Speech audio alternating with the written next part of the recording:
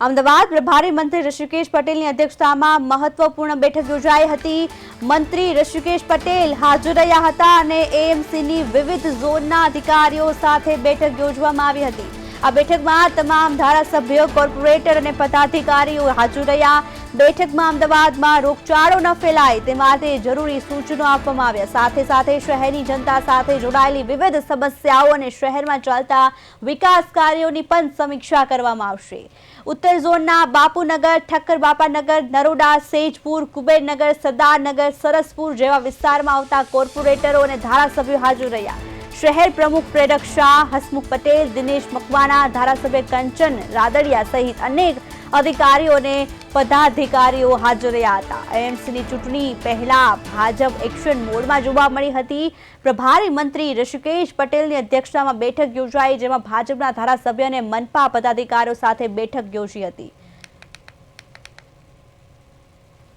વધુ માહિતી માટે અમારા સંવાદદાતા અમદાવાદથી મૈત્રી વ્યાસ જોડાઈ ગયા છે।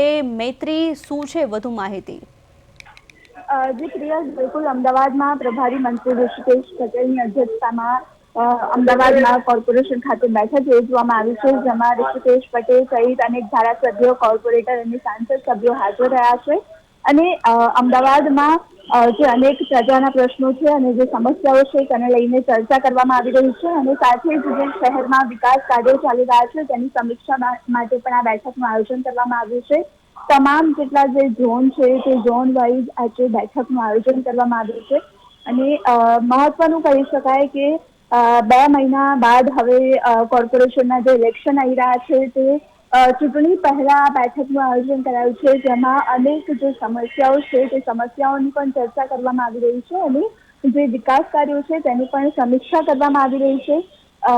અત્યારે હાલ ઉત્તર ઝોનની જે બેઠક ચાલી રહી છે તેમાં બાપુનગરના ઠક્કરનગર, નરોડા, સૈદપુર, કુબેરનગર સહિત જે વિસ્તારો જે ઉત્તર ઝોનમાં આવેલા છે તેના કોર્પોરેટર અને ધારાસભ્યની જે હાજરીમાં આ બેઠક યોજવામાં આવી છે।